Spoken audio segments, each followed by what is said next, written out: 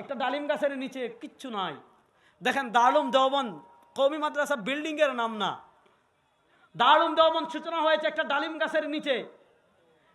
একজন উস্তাদ, একজন ছাত্র, এক উস্তাদ মোল্লা মাহমুদ আর আরেক ছাত্র মাহমুদ হাসান, এই দুই মাহমুদ দিয়ে শুরু হয়েছে দারুল দেওবন্দ।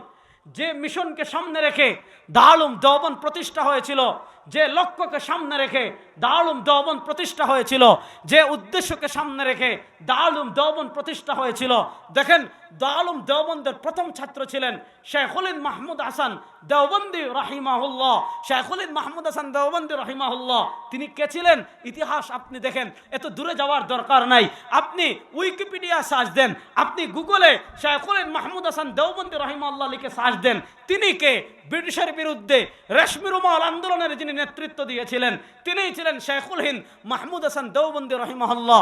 আজকে আমাদের ঘরানা সবার মার্জা, সবার সনদের মার্জা শেখুল হিন্দ মাহমুদ হাসান দেওবন্দি রাহিমাহুল্লাহ। দেখেন তার মাধ্যমে তিনি দ্বীনের মুকাম্মাল একটা প্যাকেজ। দেখেন শেখুল হিন্দ মাহমুদ হাসান দেওবন্দি রাহিমাহুল্লাহ একজন ছাত্র হযরত জিলিয়া সাহেব রাহিমাহুল্লাহ, তার মাধ্যমে আল্লাহ রাব্বুল আলামিন দাওয়াত তাবলীগের কি বিশাল খিদমত আঞ্জাম দিচ্ছেন।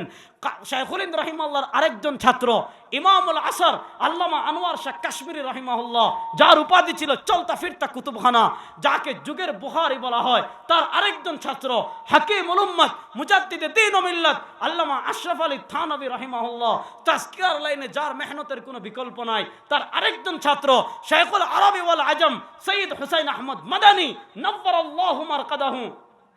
তিনি জামিয়া ছিলেন, তাজকিয়াও ছিল, তালিমও ছিল, জিহাদও ছিল। তার উস্তাদের সাথে তিনি মাল্টার কারাগারে বন্দী হয়েছিলেন। শেখুল হিন্দ মাহমুদ হাসান দেওবন্দি রাহিমাহুল্লাহকে বন্দী করে আসিরানে মাল্টা পড়বেন আপনারা, মাকতাবাতুল আজহার থেকে এটা অনুবাদ হয়েছে। আমাদের পূর্বসূরীদের ইতিহাস জানবেন, আমাদের আকাবিরদের ইতিহাস জানবেন, আমাদের আকাবিরদের ত্যাগ জানবেন। আমি ওই দিন সোহরাওয়ার্দী উদ্যানে বলেছিলাম যে আমরা এই দেশে কেন বড় গলায় কথা বলি। আমরা এই দেশে বড় গলায় কথা বলার কারণ হলো এই দেশে ব্রিটিশের বিরুদ্ধে জিহাদ করেছেন আমাদের বাবারা, আমাদের দাদারা, ব্রিটিশের বিরুদ্ধে অত্যাচার সহ্য করেছেন আমাদের আকাবিররা। সুতরাং এই দেশের প্রকৃত মালিক আমরা, এই দেশে কথা বলবো আমরা, আমাদেরকে বাদ দিয়ে কেউ কথা বলার অধিকার রাখে না।